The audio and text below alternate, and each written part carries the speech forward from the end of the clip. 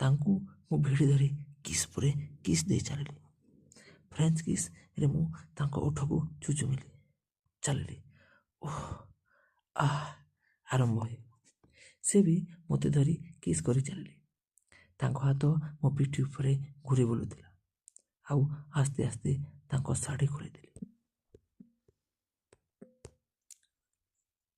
Hello ସାଙ୍ଗମାନେ, ଆଜିର ନୂଆ ଭିଡ଼ିଓକୁ ଆପଣମାନଙ୍କୁ ସ୍ୱାଗତ।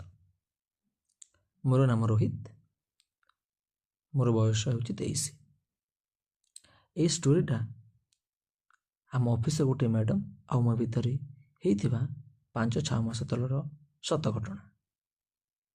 ମ୍ୟାଡ଼ାମ୍କୁ 28 ବର୍ଷ, ଆଉ ସେ ମ୍ୟାରିଡ୍, ଆଉ ତାଙ୍କର ଗୋଟେ 5 ବର୍ଷର ପୁଅଟେ ଅଛି।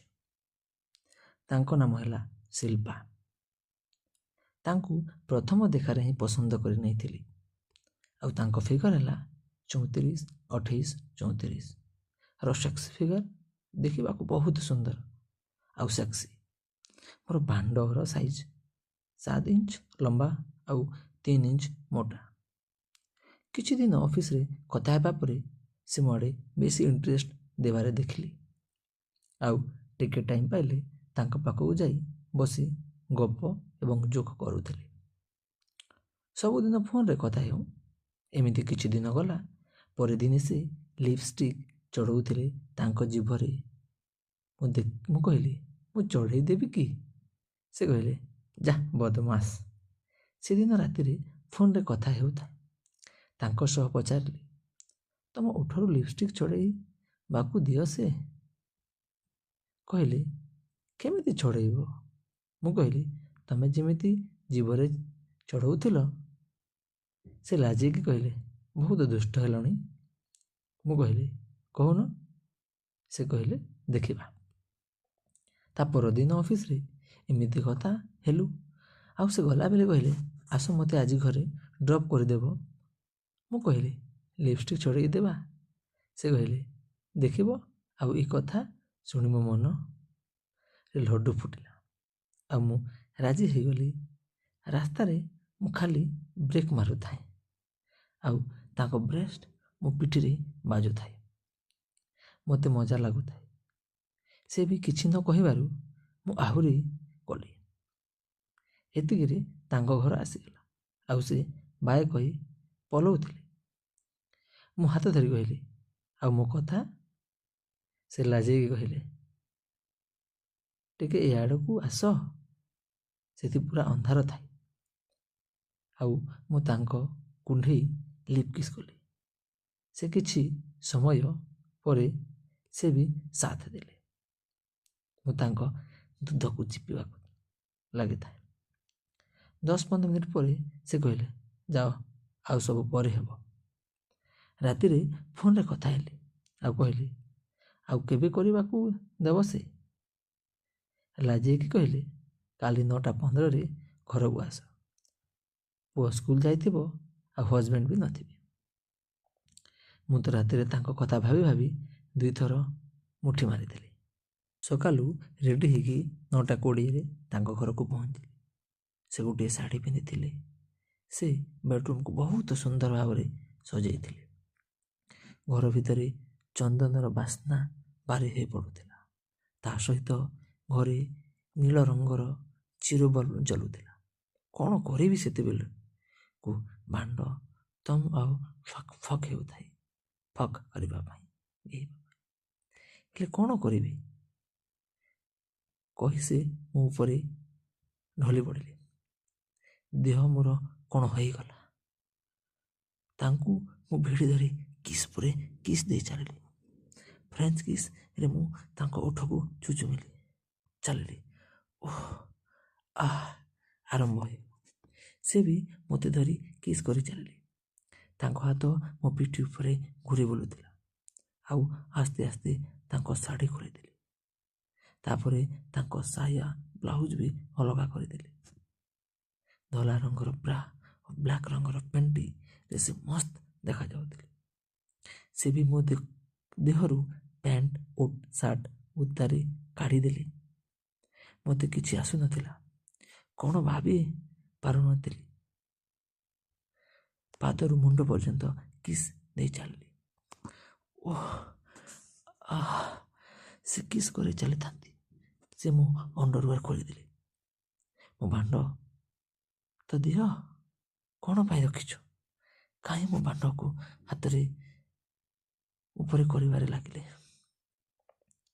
ସତେ ଯେମିତି ମୋ ଦେହରେ କରେଣ୍ଟ ଲାଗିଯାଉଥିଲା।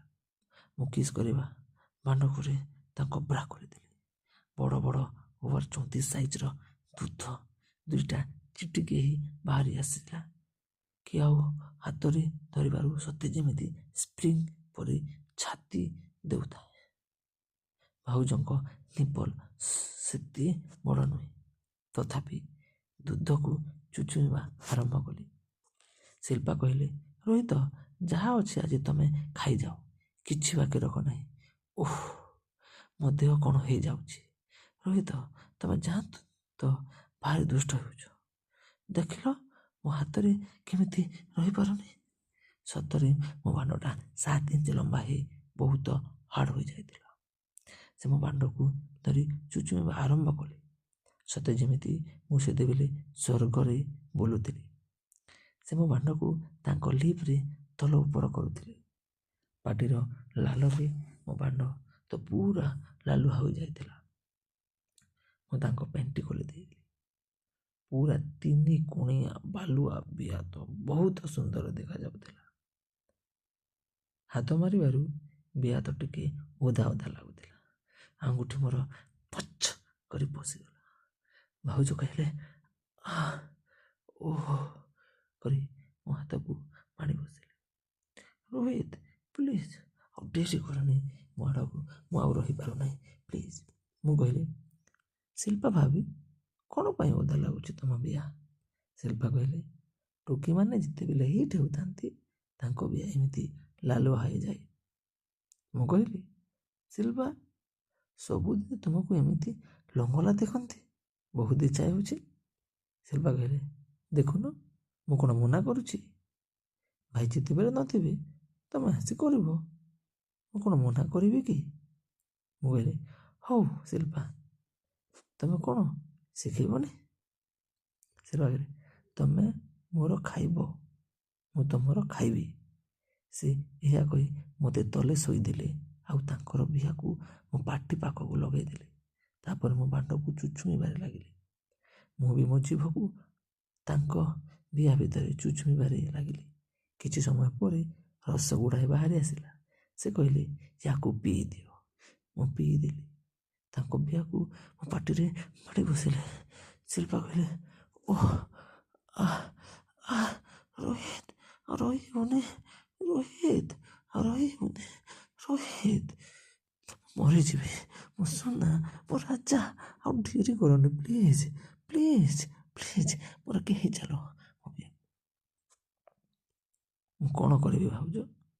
ଶିଳ୍ପା କହିଲେ, ଆରେ ବୋକା ଚୋଦା, ସାଲା କିଛି ଜାଣିନି। ଓହୋ, ଇଏ ମୁଁ ଶୋଉଛି, ତମେ ମୋ ଉପରକୁ ଚାଲି ଆସ। ଶିଳ୍ପା ଏହା କହି ଚିଟ୍ ହୋଇ ଶୋଇପଡ଼ିଲେ। ସେ ଭାଣ୍ଡକୁ ତାଙ୍କ ବିହା ଭିତରେ ପୁରେଇଦେଲେ। ତଳପଟୁ ଷ୍ଟ୍ରୋକ୍ ମାରିବାରେ ଲାଗିଲେ ସେ। ମୋ ଦେହ ଭିତରେ କମ୍ପନ ହେଇଯାଉଥିଲା। ଆସ୍ତେ ଆସ୍ତେ ତାଙ୍କ ବିହାରେ ମୋଟା ଭାଣ୍ଡଟା ପଶୁଥିବାରୁ ସେ ଓହ ହେଉଥିଲେ। ତଥାପି ସେ ଅଧିକା ହାଇଟ୍ ହେବାରୁ ଗୋଟେ ବଡ଼ ଷ୍ଟ୍ରୋକ୍ ଦେଲେ ଯେ ଭାଣ୍ଡଟା ଏକାଥରକେ ତାଙ୍କ ନାଭି ମୁଣ୍ଡରେ ଭାଣ୍ଡଟା ପୁରା ମଡ଼ା ହୋଇଗଲା। ସେ ମାରି ଗାଲିକୁ କହି ମୋତେ କୁଣ୍ଢାଇ ପକାଇଲେ। ଶିଳ୍ପା କହିଲେ, ରୋହିତ, ଓହ ମାଇ ଗଡ୍, ତମେ ଏଥର ଉପର ପଟୁ ଷ୍ଟ୍ରୋକ୍ ମାରି ଚାଲ, ଆଗ ଆସ୍ତେ ଆସ୍ତେ କଲା ପରେ ସ୍ପିଡ୍ ବଢ଼ାଇବ। ଭାବିଙ୍କର କଥା ବହୁତ ମଜା ଲାଗୁଥିଲା, କାରଣ ମୁଁ ଆକ୍ଟିଂ କରୁଥିଲି। ମୁଁ ଏଥର ମୋ ଷ୍ଟ୍ରୋକ୍ ଆରମ୍ଭ କଲି। କିଛି ସମୟ ପରେ ସ୍ପିଡ୍ ବଢ଼ି ଚାଲିଲା। ଭାବି ପାଗଳଙ୍କ ପରି ଖାଲି କିସ୍ କରୁଥାନ୍ତି। ମୁଁ କହିଲି, କେମିତି ଲାଗୁଛି? ସେ କହିଲେ, ରୋହିତ, ସେ କଥା ପଚାରନି, ତମେ ଜୋରେ କର, ମୋତେ କେହି ଚାଲ। ଓହୋ, ଆଉ ଟିକେ ଜୋରରେ ଦିଅ, ପୁରା ଭିତରକୁ ପଶେଇ ଦିଅ। ମୁଁ କହିଲି, ଗଲା କି? ସେ କହିଲେ, ଓହୋ ରୋହିତ, ମୋତେ ତମ ପାଇଁ ଯାହା ଦେଇପାରିନଥିଲି ତମେ ତାହା ଆଜି ମୋତେ ଦେଇଦେଲ। ତମେ ମୋର ରାଜା, ମୋର ସୁନା, ମୋର ଧନ। ଏମିତି ଓହ ପୁଚ୍ଛ କଥା। ଖଚ ଖଚ ସାଉଣ୍ଡରେ ବାବିଙ୍କର ବେଡ଼ରୁମ୍ ପୁରୀ ଉଠି ପଡ଼ିଥିଲା। ଓହ ମୋ ସୁନା, ମୋ ଧନ। ଓହ ମୁଁ କହିଲି, ଶିଲ୍ପା ମୋର ଡିସଚାର୍ଜ ହେଇଯିବ। ଶିଲ୍ପା କହିଲେ, ଭିତରେ ଛାଡ଼ିଦିଅ, ପଚାରନି କିଛି କରି ଚାଲ। ମୋର ରାଜା ପ୍ଲିଜ୍ ଜୋରରେ କିହ, ଜୋରରେ। ଏହାପରେ କିଛି ସମୟ ପରେ ମୋର ବାହାରିଗଲା, ଓଃ ଭାବି, ମୋ ରାନୀ, ମୋ ସୁନା। ଭାବିଙ୍କୁ ଜାବୁଡ଼ି ଧରି ତାଙ୍କ ଉପରେ ମୁଁ ଶୋଇ ରହିଲି। ଭାବି ମୋତେ ଗୋଟେ ବଡ଼ କିସ୍ କରି ଆଉଁସିବାରେ ଲାଗିଲେ। ମୁଁ ତାଙ୍କ ଲିପ୍କୁ ଛୁଇଁବାରେ ଲାଗିଲି। ସେଦିନ ରାତିରେ ଆମେ ଡିଫରେଣ୍ଟ ପୋଜିସନରେ ଆଭରେଜଲି ପାଖାପାଖି ଆମେ 4 ଘଣ୍ଟା କେବଳ ଗହଣାରେ ମାତିଛୁ। ଏମିତି ଆମେ ଯେତେବେଳେ ସୁଯୋଗ ଆସେ ଆମେ ମିଶୁ ଏବଂ ଆମେ ଘାଗେଇ ହେଉ। ଧନ୍ୟବାଦ ସାଙ୍ଗମାନେ ଏହି ଗୀତକୁ ସମ୍ପୂର୍ଣ୍ଣ ଭାବରେ ଶୁଣିଥିବାରୁ। ଆସନ୍ତାକାଲି ଏହି ଚ୍ୟାନେଲରେ ଆଉ ଗୋଟିଏ ଭିଡ଼ିଓ ଅପଲୋଡ଼ ହେବ।